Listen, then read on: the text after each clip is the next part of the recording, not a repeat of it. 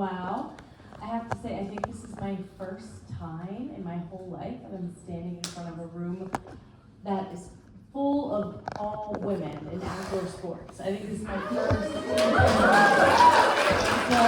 awesome. And what does this mean? This is actually the deaf version of clapping because we can't hear it. So I can't hear you clapping. So in the deaf community, we wave our hands like this. So, yeah, beautiful. Okay, so yeah, when Jeannie reached out to me and she said, hey, can you come and present tonight?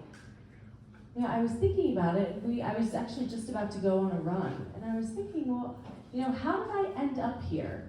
Like, how did I get here that she's asking me to come and give my talk? So it all started with I just wanted to be out there. Like, I just wanted to be as remote and far out there as I could, and be away from people and just be in nature. That's how it all started. But as time went on and I really got deeper into it, I realized there were so many more layers than I thought that there was.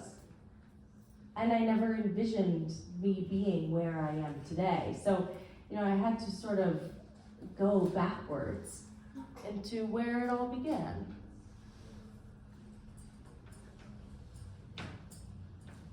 So this is my family on the left, just like Jeannie mentioned, or Rebecca mentioned, that my whole family is deaf. I'm the second generation.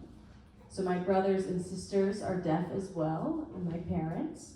So when I was born, my first language was American Sign Language. That is what we used in the house. That was how we communicated, and then I went to a deaf school. All of my teachers could sign, all of my classmates could sign, so I was signing my whole entire life. And then when I graduated, I went to Gallaudet University, which is a deaf university in Washington, D.C. And I got my master's degree in social work. And then it was time for the real world. And I realized that there was, a hearing world out there, and I was living in this sort of deaf bubble, so to speak. So my family was deaf, my school was deaf, I went to a deaf university, all of my friends were deaf, everyone was deaf, and I was living this life as I knew it until I went to Africa and I did an overland trip. So I traveled for 7 months and I really enjoyed all of the hiking and backpacking that we were doing. And I was like, oh, I want more of this. Then I started doing backcountry hiking, and then we got to Tanzania.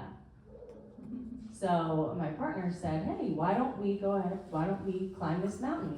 Kilimanjaro. And I was like, oh my goodness, I've never climbed before at that point. I don't even know how to put on crampons. I had no idea, so I was not sure. And he's like, yeah, let's just try it out. We'll see. And I said, okay, why not? Let's try it. So here we are, we're climbing, and we summited the mountain. And I was like, wow, I really like this. I'm having a lot of fun. I want more of this. So I'm like, yes, okay, let's do it. So that was our first mountain. And then we went to South America, to Aconcagua. And me and my partner, we both looked at each other. And we were like, we don't need a guide. Let's just do it. So we climbed, and 2 weeks later, we got to the top. And we're like, oh wow, this is great. We want more. So then we did the next trip. And so we decided we were going to do Denali, the highest peak in North America. And we spoke to my brother. Remember, he's deaf as well. So he joined us, again, with no guide. It was just the three of us. We wanted to become the first deaf team to summit Denali. So we're like, all right, let's do it. So we did. We became the first deaf team to summit Denali. Yeah, we did all three of those, but then at that time, I was also working in a deaf school. I was working at the Maryland School for the Deaf as a school counselor. And I loved my job, I loved working with the kids, but I also loved the mountains, and I wanted more of that. So I started feeling like I was being split in two directions, like how can I marry the two together? And at the time, I really wasn't sure. After we summited Denali and we got back, the Alaska School for the Deaf reached out to us, and they said, hey, will you come to our school and tell all the students about your expedition? And we said, sure, why not?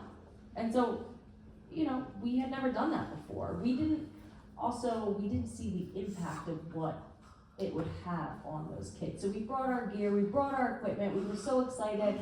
And the kids were like, wow, you're deaf?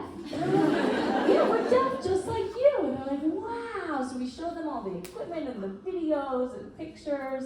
And then that's when it really struck us, my partner and I, maybe we can actually bring both worlds together, the outdoors and the kids in the schools. So we talked about setting up our project, which is called Seeing Beyond. So I'm just going to give you a little snippet of what our project is about. And this video does not have sound.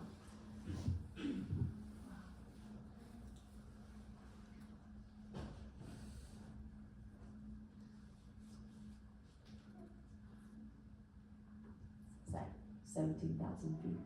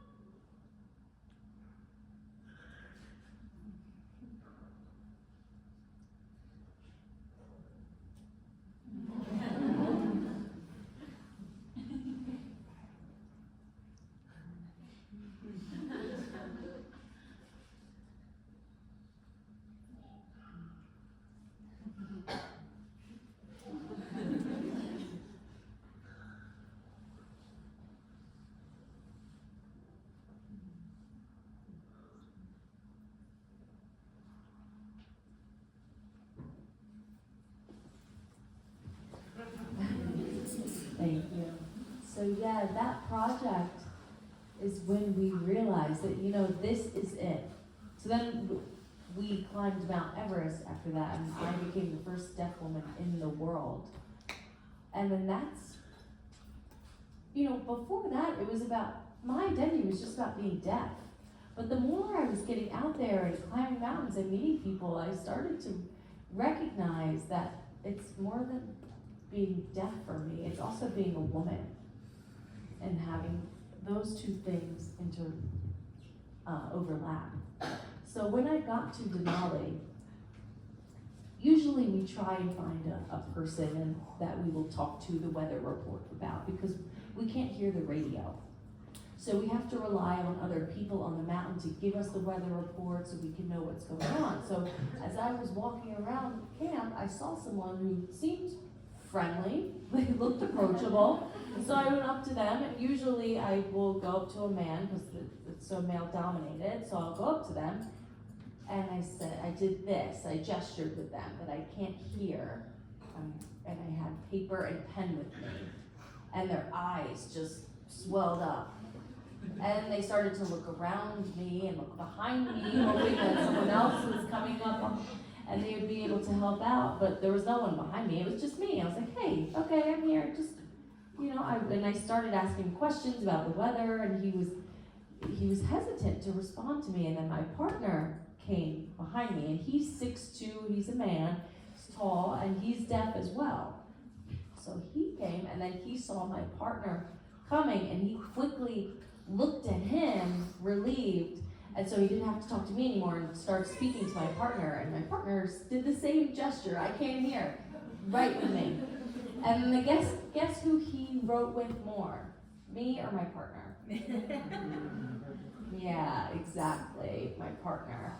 So he seemed like he was more comfortable talking to him, even though we both went up to him in the same exact way, approached him with a mode of communication. He was more eager to talk to him. So I'm realizing, it's not just about me being deaf. It's also about me being a woman on a mountain.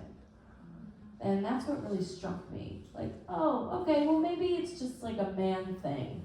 Like, so until after Everest, me and my partner, we decided to do our school tour. So we went across the US to 20 different deaf schools.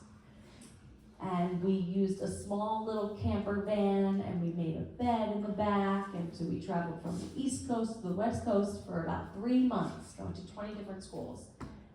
And even within my own community, all the young minds and students that we were talking to, we were educating them about the mountain and our deaf identity.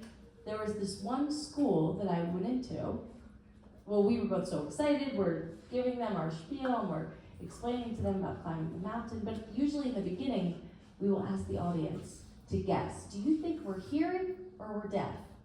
And about 90% of the time they say hearing, even though we're signing to them up in front of the room, because they have this mindset that is what hearing people do. So when we tell them, no, we're deaf just like you, and we use sign language to communicate. So then one time, a teacher decided to bring this photo of just us with our hoods on, and they asked the students, before, Scott and Shayna started climbing mountains, what did they do? What was their career? So my partner, his name is Scott, all the students said, oh, he looks like a math teacher. He looks like a phys ed teacher, maybe a coach or something. I go, oh, yeah, that's what he looks like. But actually, he's right. He wasn't a math teacher. Yeah, they were right. So, but then they went to me, and the teacher said, hey, well, what about Shayna? What do you think she did before she climbed mountains? And guess what they said? They said that I actually look like I work in a prison system as a security guard. And I was like, what? And the moment just hit me so hard, we're making the same facial expression. There's nothing different between us. But they still thought that I worked in a prison system and he was a math teacher. So that's when I was like, wow, these young minds. Even that young, they think women don't belong on the mountain. So it's not just about me being deaf, but also me being deaf and being a woman. And that's what just made me realize, at the beginning, I just wanted to be out there. I just wanted to be in nature and go on these adventures. And I'm like, yeah, I want to be out there still in nature, but I also want to change what it looks like to be in those spaces as well. So that's why I'm here. Thank you all. Thank you so much.